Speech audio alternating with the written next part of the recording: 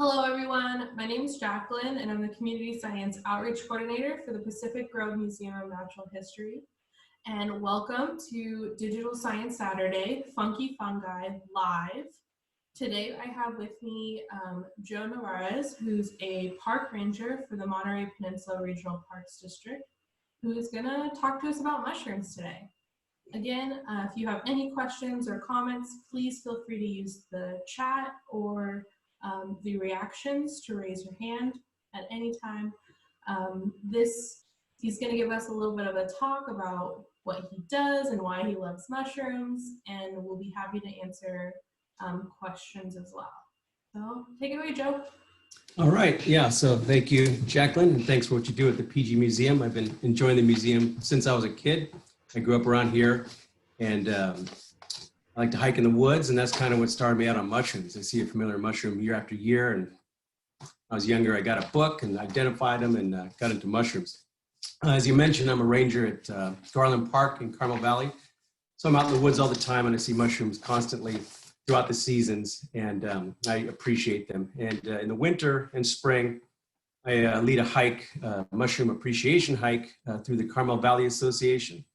And we hike through Garland Park, and as the name would imply, it's an appreciation hike versus a picking and collecting hike, because you can't collect them in a lot of the public parks around here. But we hike the woods and see what we can find, and it varies widely. And I like to give an intro to folks on what they can expect in a mushroom hike. And same thing here, I encourage people to chime in with questions, comments, anything you've observed, and we'll go from there. So I'll just talk briefly. I have a little mushroom guide here that I hand out in the hike, and you're always welcome to come to those. You'll see them advertised on the Carmel Valley Association website, probably beginning in November and going through March. And I like to start off basic. What's a mushroom? It's the mushrooms we see coming up on the forest floor from a tree are the fruiting bodies of the organism, and the organism typically lives in the ground, in the leaf duff, forest duff, or on a rotten log throughout the year, but only when the conditions are right, moist and cool, do they then send up the fruiting bodies, which are equivalent to, say, an apple on a tree. Where the apple contains the seeds, the fruiting bodies contain the spores, reproductive organs of the mushroom. And there's a huge variety of them. Thousands, if not millions, of species globally. And here, they're just as diverse, from tiny mushrooms to the biggest ones, 12 inches across, big ones, so everything in between. And I like to define a mushroom by how it gets its nutrients. Some, as you know, are wood rotters. They live on an old dead log. Others live in the duff, in the leaf mold of the forest, and grow symbiotically with the roots of trees. Those are the mycorrhizal mushrooms. Then you have the parasites that grow on living organisms, that grow on living plants and trees, or even they could parasitize an insect. Some of those cordyceps actually grow on insects, which is pretty crazy. And with those three areas, you can define a lot of mushrooms. If they're growing on the forest floor, mycorrhizally, they might grow with just oak trees or just pine trees. Some of the most popular edible mushrooms, the chanterelle, grows with just oaks. And the king bolete grows only with pine trees. So if you're looking for those mushrooms specifically, you go to an oak forest or a pine forest. And if you find those mushrooms, then you know that look around and you're going to see a pine tree that they're growing with. So those are the most interesting type, in my opinion. But a lot of other ones, like oyster mushrooms, grow on downed branches, downed wood. For instance, if an oak tree falls, say in a winter storm, you can come back months or a year later and predict that there will be mushrooms growing on that downed oak, because once it dies, now it's susceptible to mushrooms. So it's a great place to look. Mushrooms vary widely. You're probably familiar with the store-bought button mushrooms. They're agaricus mushrooms, and they have gills. They have a cap and a stalk and gills. That's most typical. A lot of mushrooms are shelf mushrooms that grow on the side of a tree, extending out from the side of a tree, and they have spore tubes rather than gills. It's just a different type of different way to produce spores. And so that's a good way to define it. Guild mushrooms and not guild mushrooms. And there's wide range among those groups. And you just have to examine it closely. I brought my little kit with me, so I don't know if you can see this or not. But I have the books that I use. This is the Mushrooms Demystified, which is a good little handbook you can put in your pocket or your backpack, versus the companion to that book is Mushrooms Demystified, and it's huge. It's like a Bible. It weighs several pounds in your backpack. You might want to just refer to it at home or have one person in your group carry it, but it's exhaustive. And it was written in this area in Santa Cruz County, Monterey County, so it's great for local mushrooms. The only problem is it was published in 1988 and all the Latin names have changed quite a bit, and they're changing all the time, which is tremendously frustrating, but it's a good reference for local mushrooms. I never go anywhere without my Swiss Army knife, because you never know. You gotta cut a mushroom off at the stalk. And I have a trowel, a little plastic trowel, and if you're collecting mushrooms to identify in the field, you always want to collect the whole thing. And some mushrooms, like death caps or fly amanitas, they grow underground several inches. So you got to dig the whole thing up. If you don't get the whole mushroom, you could misidentify it quite easily. For instance, the deadly poisonous death cap looks a lot like a edible agaricus mushroom. And one of the good ways to identify is digging down deep to get the whole mushroom, and the death cap's going to have a cup at the bottom, whereas the agaricus mushrooms don't. So you definitely want to identify the whole mushroom, dig the whole thing up. A little brush to brush the gills clean if you're going to collect them for eating. Wax paper bags here to collect your specimens in, to keep them separate in your basket. Got a couple of big baskets here. If you're really collecting, you got this big one. You can take home 5 pounds of chanterelles. Then I got a little one that fits in my backpack. So I drop it down inside there and I can put the mushrooms in there as I collect. So that's a little kit to take. Yeah, I love the slim version of the book too. And this thing is great because it's gonna have, 80 to 90% of the mushrooms you see in the field are gonna be in here, versus 99.9% in the other book. But this one has a dichotomous key in the front. It asks you questions. Does it have gills or does it not have gills? And you go to the next section. Does it have a cup at the bottom or does it not have a cup at the bottom? And you continue on until you get to a general area where the mushroom might be.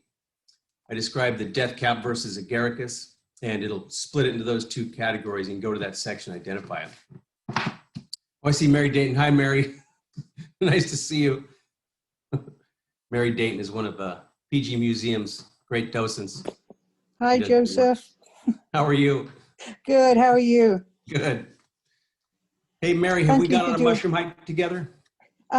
Well, I did some with, oh God, what's his name? Phil Carpenter. Oh, yeah. With you when we cooked up some of the mushrooms, but right. I haven't done one with just you. Yeah. But maybe when it rains, huh? Yeah, as soon as it rains, yeah. Yeah. Yeah, so you mentioned Phil Carpenter. He was one of the founding members of the Santa Cruz Fungus Federation. They put on the Fungus Fair every year in January. And if you want to learn about mushrooms, it's a good thing to go to an expert like Phil or any members of that club, and they'd be more than happy to share their expertise with you. And joining him for a hike, I mentioned I'm a ranger at the Park District. The Park District has the Let's Go Outdoors catalog that you probably receive in your mail every year. And in the winter and fall, they put on hikes with Phil Carpenter. He's an expert. And I highly recommend joining one of those hikes to learn the basics and learn some really good stuff. He likes to make an expert out of you with chanterelles. He'll bring a true chanterelle and a false chanterelle and teach you the difference. For instance, true chanterelles have false gills. False chanterelles have true gills. Little techniques like that that help you in the field to tell the difference between a choice edible and maybe a mushroom that'll make you sick.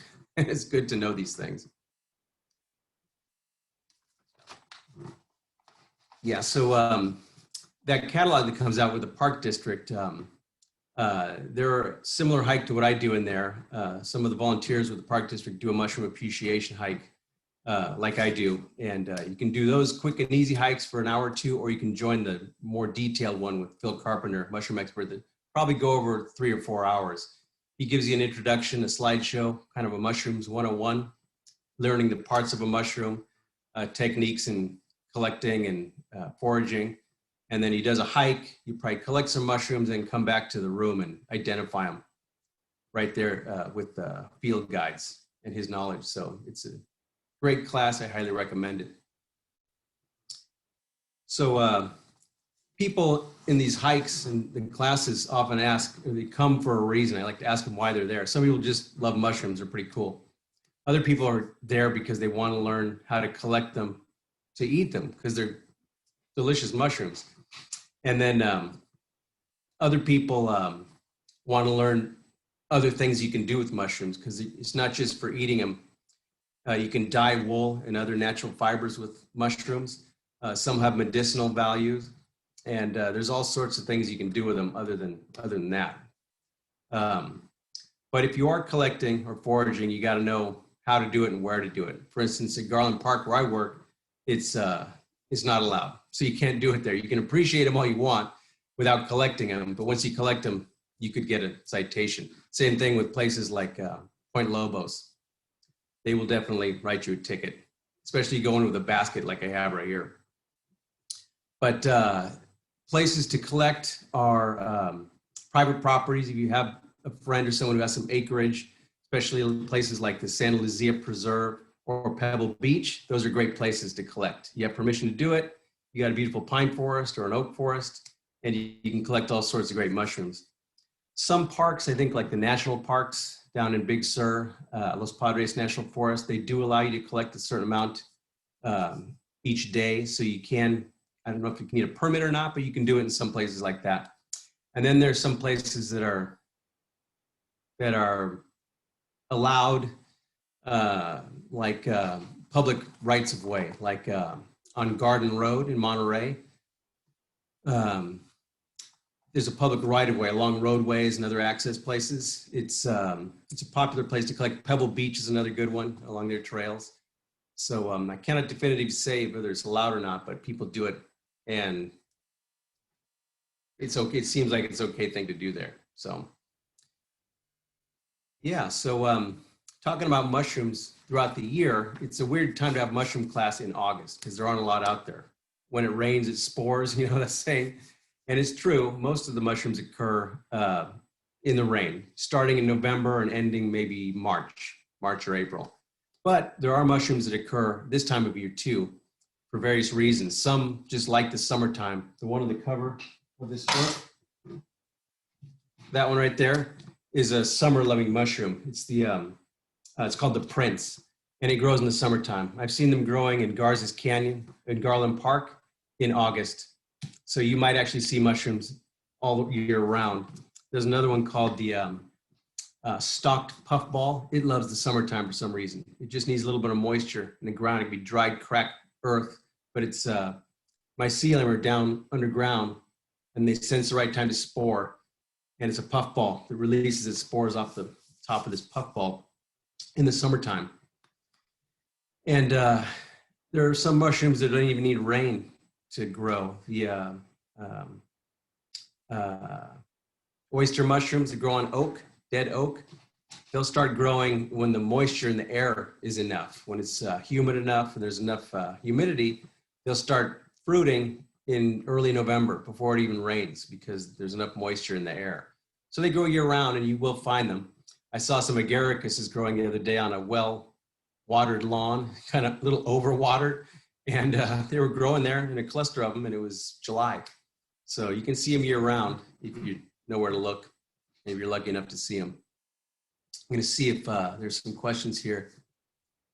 Yeah, do the cordyceps, are they found here in Monterey? Yeah, I have seen them here in Garland Park. They're really hard to see, unlike a big agaricus that's 12 inches across. A cordyceps is typically maybe 1 inch high. And the one I saw recently was on the side of a trail on the bank, and it was growing out of an insect. And I just happened to look in the right spot. I was admiring a fern or something. And it's a crazy mushroom. The spores land on an insect and they work their way in and they grow. And at some point the insect, is immobilized and the mushroom will grow right out of that insect and produce more spores that enter the atmosphere. And in some parts of Asia, they call them like forest gold because they're so prolific in parts of Nepal and Bhutan and the Himalayas. They're big ones. They're much bigger. And if you look into Asian medicine, you'll see a bottle of cordyceps. And what they do is they collect them, grind them up, put them in a capsule, and you can take them as a medicinal. And they're said to boost the immune system. So you can find them commercially available, cordyceps. They're pretty cool. Do I have a favorite mushroom? Yeah, I think it depends on whether you say if I'm going to eat it or I just admire it. I like to eat the oyster mushrooms. They're prolific in the wintertime, starting in November, kind of an early season. And any dead oak, you're going to see them. They're prolific. This last year, they were all over the place, in our yard even. And that's my favorite one to eat. It's got a great nutty flavor. It's delicious. And then maybe a favorite mushroom just to admire. I really like the amanitas because they grow out of that cup I mentioned. They're the poisonous ones, but they're beautiful. They grow 6 or 8 inches across. The death caps have a green sheen to them. The destroying angels are pure white, and they're just beautiful mushrooms to admire. And you can handle them all you want, just don't eat them. That's how you die, is if you ingest them. You can handle them all you want. They're not poisonous through the skin, but they're just a cool mushroom too. Oh yeah, someone's asking, how do wildfires affect mushrooms? So in 2016, the Park District Mill Creek Preserve burned. All the bridges were burned. And it's closed to the public, unfortunately. It's going to be quite a job to repair it. And the road is out going in Colorado Canyon. But we have to go down there to inspect periodically. And after the fire, we went down to inspect, and there was an explosion of morels. And they're a popular mushroom in the Midwest, but they do grow here too. And they love the forest after a fire. Whatever the nutrients are that are released after a forest fire, that's what makes them grow. So the mycelium were just active underground. And that winter of 2016, 2017, it was just perfect for them. And there were absolutely thousands carpeted with morels. So if you can go into the Los Padres National Forest where it burned after this year, and I think it is legal to collect, you might find huge areas of morels. They're a cryptic mushroom. The ones we have here are a black morel. They're about maybe 2 to 3 inches high, and they grow on a kind of a tan-colored stalk with a black club-shaped head, and it's mottled. So you have to really look. It might look like a pine cone or something in the depth, but once you see one, you'll see 100 of them, and they're great to collect. Yeah, it's awesome. So yeah, something to look forward to after a forest fire. It's horrible and devastating. We got evacuated. I live here in the village, but there might be mushrooms in the springtime or in this winter. So keep your eyes peeled. Go for a nice hike, post-fire hike. Yeah, so I'm curious, what brings people to this Zoom session about mushrooms? Are you interested in foraging and collecting, or are you interested in medicinal values? Some people might be interested in the psychedelic effects of mushrooms. I cannot officially recommend that, but it's been part of humanity and the cultures around the world for centuries and millennia. The big red fly amanita that you probably see, it's kind of, you see it occur in mythology. It's big and red and has white spots on it, kind of the Alice in Wonderland mushroom. That grows here in the pine forest. It's an amanita. It grows with pine, mycorrhizally. And that is one of the mushrooms that's said to induce visions. It'll make you sick. You're going to throw up, and it might not agree with you, but ancient cultures have used that for centuries. I've never done it. I'm not sure, but I know it will. So there's all sorts of things that mushrooms can do. You can hike year round in the forest right now on a tree. You'll see turkey tail mushrooms. They're a little shelf mushroom, maybe the individual mushrooms maybe 2 inches wide at the biggest, but there might be 100 of them all along a log. And they're dried out right now in July and August. They're just dry and crisp like paper. But as soon as it rains, they rehydrate and they grow a new layer onto them. those were used by Native Americans. They just tear off a piece, and you can do that today, and just chew it like gum. It's got a mushroomy flavor. It's kind of pleasant, and it's said to boost the immune system. So those are another good use for mushrooms, you know, not eating them or cooking them directly, but chewing on them like gum. It's got a medicinal value, boosts the immune system. And these days, we could all use that. The So medicinal purposes. mushroom is actually the one that we were using on our Instagram page. We have a picture of it on our profile right now, which is fun. We talked about it in a couple of our videos.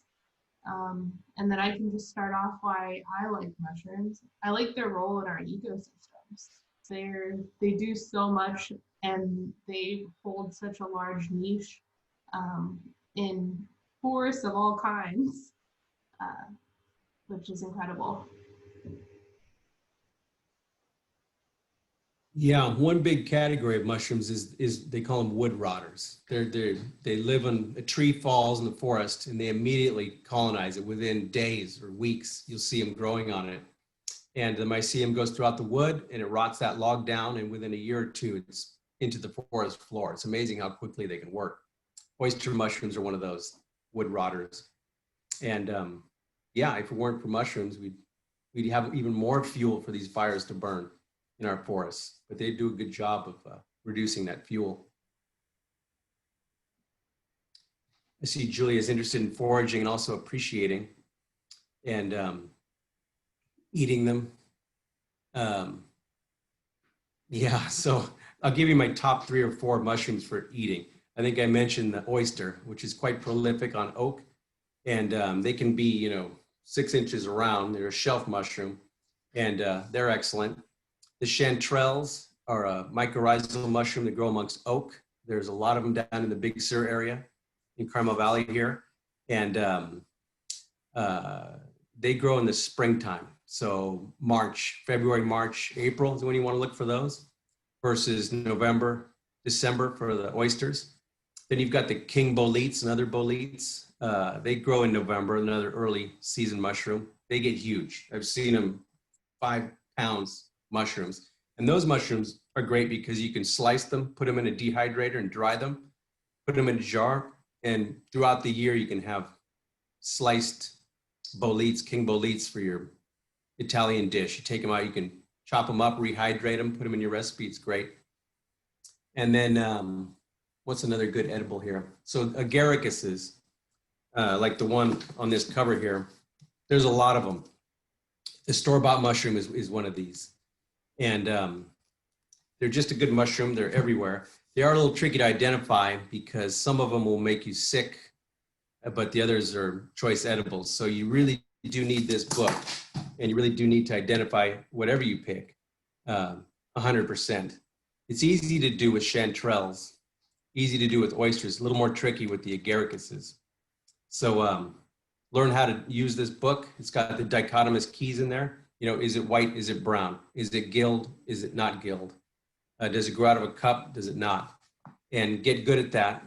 And I always say, learn the deadly poisonous ones first, like the death caps. And then once you know those, then you can move on to other mushrooms. So Julia found some boletes, but they've always been old, and the squirrels beat me to them. Yeah, so other animals are going to eat them for sure. Slugs and snails love mushrooms. Deer, you see deer takes bites out of them. And you just got to go hiking more often to get them when they're younger versus when they get old. And know where to look too. If you're into boletes, you're going to want to hike in a pine forest. That's where they grow typically. There are some oak loving boletes too, but primarily pine forest. What else are people interested in when it comes to mushrooms?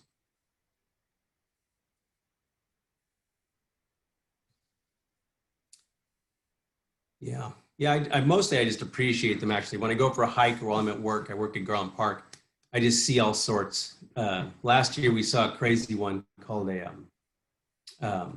what was it? It was a club mushroom. I'm trying to remember what it was. It was just absolutely bizarre. This mushroom, it's green and it grows on a stalk, and it produces a slime on its cap that attracts flies. and it's green like this olive. It's a beautiful mushroom, but the way it spreads its spores is it has this smelly compound that attracts flies. The flies land on it, walk on it, fly away, and take the spores with them. And now I can't remember the name of it, but it was a pretty cool mushroom. Weird. I'd never seen it growing around here before. Any tips for growing in Pacific Grove garden? Well, online, anywhere, you can find kits to buy. And you can do them in the garden or you can do them in your closet. It's kind of crazy, but you can get a kit. What it is, it's a compressed block of sawdust. And the sawdust is infused with the mycelium of a particular mushroom, like an agaricus or a oyster mushroom. And you add moisture to it, keep it in a dark, cool place, and it fruits within a couple of weeks. It's pretty amazing. You can buy those readily online. And then you can also, if you have access to an oak log, you know, they put them on the side of the road here at Carmel Valley. When people cut up their trees, they put them on the side of the road, and then people come and cut them up and sell them as firewood. If you can get a whole log and a drill gun, you can drill a bunch of holes in the log, and then you can buy these inoculated dowels, and they go into the holes, and then you just water it in your garden like you would your bed of carrots. And in a few months, if you're lucky, it grows into that log and it sprouts shiitake mushrooms or something like that, for instance. You can have a little garden in your outside garden, and you can have some going in your closet too. It's a lot of fun. Kids love it too. Yeah, so yeah, just Google it. There's a million places you can buy them. A lot of places up in Oregon sell them, and they'll just ship them to you in a couple of days, and you can start growing your own mushrooms. Pretty cool. Any other questions about how you do it, or where you find them, or what about them?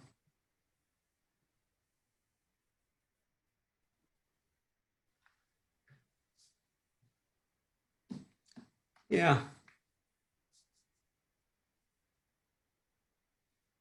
I'll show you my book again. If I can find it. Where I put it.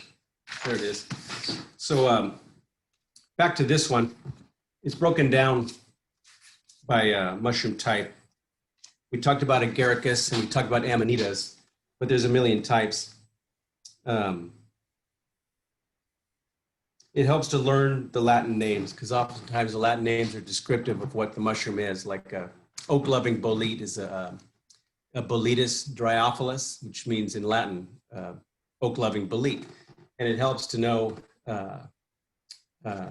what the name refers to.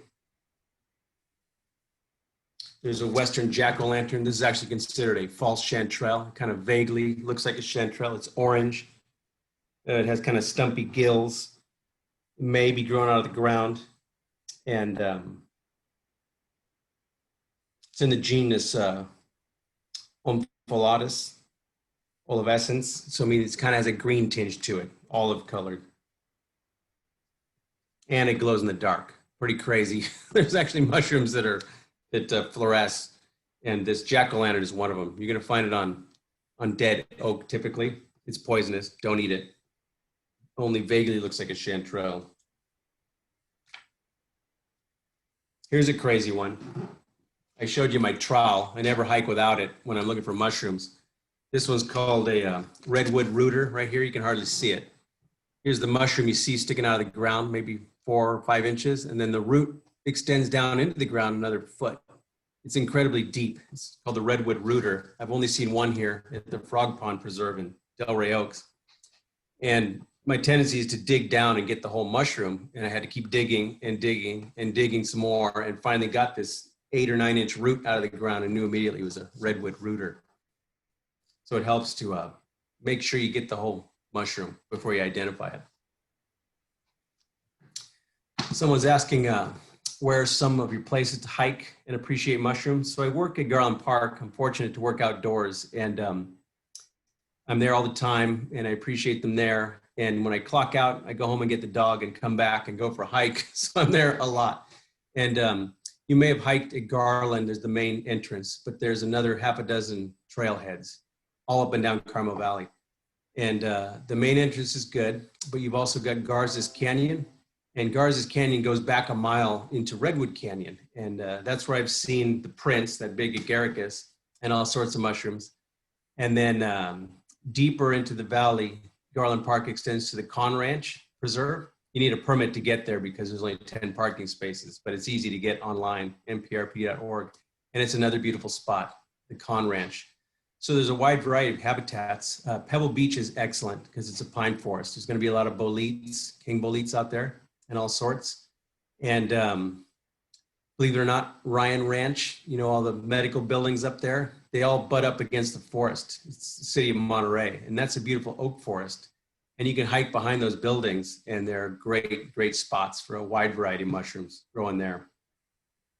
And I'm definitely going to make a point to go into Los Padres National Forest this winter and spring because of the fire. Hopefully we can get into those fire zones and look for those morels and other mushrooms that are going to grow with the burn scar. It's amazing that whatever nutrients are released from the fire really facilitates growth. So I'm definitely going to check that out. And there's just a million places. Wherever there's forest, there's going to be mushrooms. And even in town, you can see agaricuses and other things growing. So there's all sorts. Yeah, and where have we led these hikes? We've done it at the Frog Pond. I mentioned the Frog Pond Preserve in Delray Oaks. That's a nice little mile and a half hike. And there's great stuff in there too. In fact, there's one mushroom called a lion's mane. It grows on living trees. And I've seen a couple in there. It could be hard to get to though. They're 20 feet off the ground sometimes.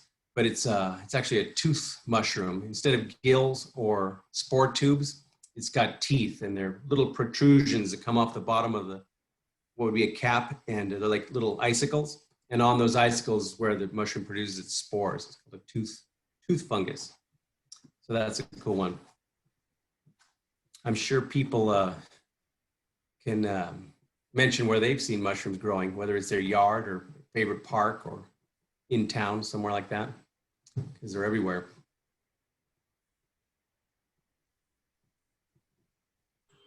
Yeah, I just surprisingly I took a walk last night, and I'm out in East Campus in Marina, and I just saw some popped out of the grass just randomly, and I haven't seen any for weeks. Yeah, Fort Ord is excellent. Bruce Delgado, who's works for the BLM out there, they administer that land out at the National Monument out there, and he's the mayor of Marina. But he does hikes also with the vernal ponds. So in the springtime, in the winter and spring, those ponds fill up. And around those ponds, you've got all sorts of wildflowers and amphibians, but also mushrooms growing. So Fort Ord is another great place to go. Big oak forest. So you're going to find a lot of boletes and other oak-loving mushrooms out there. Yeah, I've got a small yard here in Carmel Valley, and we do get mushrooms growing here. One of them is I'm trying to think now. It's not coming to me. Sorry, but there's some edible mushrooms that might grow up in your yard. If you're lucky, you just have some growing in the oak leaves or in the duff, and you never know what you might find in your own yard.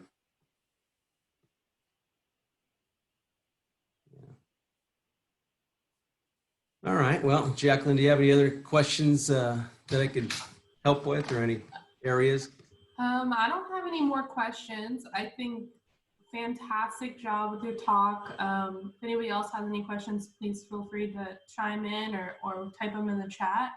But I just want to take this time right now to just say thank you so much, Joe, for taking this afternoon set aside for the museum and answering questions about mushrooms and just sharing a little bit about what you do. I know right now is a challenging time for everybody, so I just want to thank you for making time for us, and everybody who joined the call, thank you for spending your afternoon with us. And yeah, Julia says she looks forward to future mushroom hikes. I think we all looking forward to hiking pretty soon. Yeah. Nice to get out, and it's going to rain one of these days, and when it does, we're going to have big explosions of mushrooms.